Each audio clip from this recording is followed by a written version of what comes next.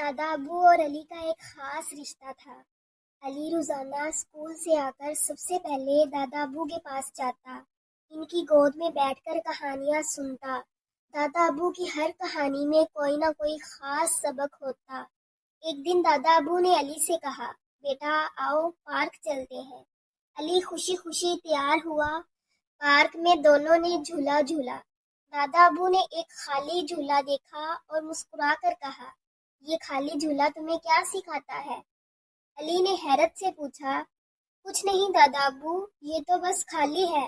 دادا ابو نے نرمی سے کہا، یہ خالی جھولا ہمیں یاد دلاتا ہے کہ زندگی میں کچھ چیزیں ہمیں تب یاد آتی ہیں جب وہ چلی جاتی ہیں، جیسے ایک دن یہ جھولا بھی خالی ہو جائے گا جس پر میں بیٹھا ہوں۔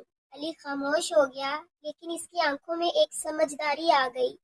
کچھ سال بعد جب دادا ابو اس دنیا میں نہیں رہے، علی اسی پارک میں گیا۔ وہ خالی جھولے کے پاس بیٹھا اور آسمان کی طرف دیکھ کر کہا، دادا ابو، میں نے سیکھا کہ آپ کی موجودگی سب سے بڑا تحفہ تھی۔